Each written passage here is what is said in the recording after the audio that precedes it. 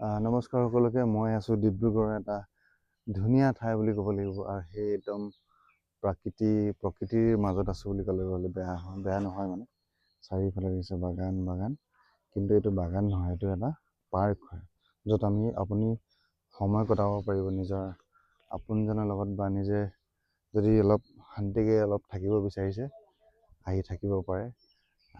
এইখিনি ডাইনিং এৰিয়াত আপুনি খানা চানা খাব পাৰে ইয়াৰ পৰা অৰ্ডাৰ কৰি। ইয়াত পানী আছিল আগতে, এতিয়া পানী নাই, কিন্তু তাত গৈ আপোনালোকে ফটোশ্বুট ল'ব পাৰে।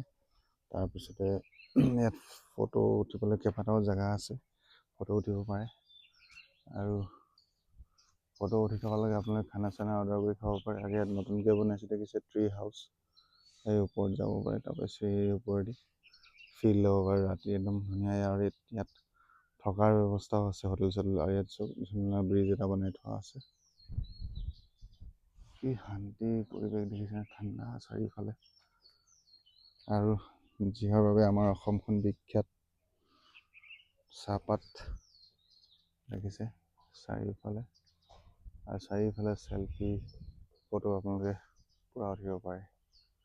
গতিকে ইয়াত মানে শান্তি নলগা বুলি ক'ব নোৱাৰি, মানে চাৰিওফালে অকল শান্তি। অলপ দেৰি মই চাইলেণ্ট হৈছোঁ, চাওকচোন কিমান ভাল লাগিছে।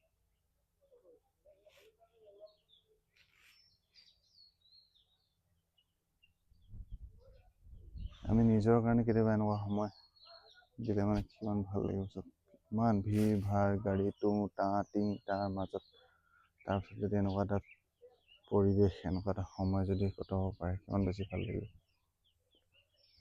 ইয়াতো আছে, ইয়াতো বহিব পাৰে, এইটো আছে, ইয়াতো ঝুলনা ঝুলিব পাৰে। সৰু ল'ৰা ছোৱালী, ফেমিলি চবৰ কাৰণে মানে ইণ্টাৰেষ্টিং, ব'ৰ নহয় ইয়াত আহিলে মানে আপুনি। ইয়াত বহিব পাৰে। মই প্ৰায় সময় পালে কেতিয়াবা ইয়াত আহি থাকোঁ, যিমান পাৰোঁ মানে নিজক সময় দিবলৈ চেষ্টা কৰোঁ। তাই চেলফি লৈ আছে, আৰু এইটো চাওক এনেকৈ। আৰু দুইফালে যেতিয়া পানী হৈ যায় আৰু বেছি ভাল লাগে। ৱাও এয়া চাওক ভিতৰৰ পৰিৱেশ। নাও পাব ইয়াত, যদি পানী হৈ যায় নাও তেনেকৈ উঠিব পাৰিব।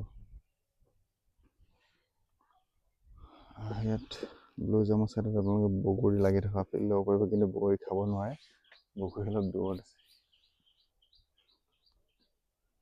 এয়া চাওক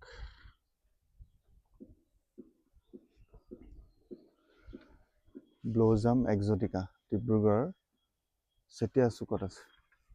আমলাপট্টিৰ ফালৰ পৰা আহিলে দুৱাৰ চুক নাপাওঁতে লেফ্ট টাৰ্ণ ল'ব লাগিব। ইউনিভাৰ্চিটি পাৰ হৈ দুৱাৰ চুক পাৰ হৈ ৰাইট টাৰ্ণ।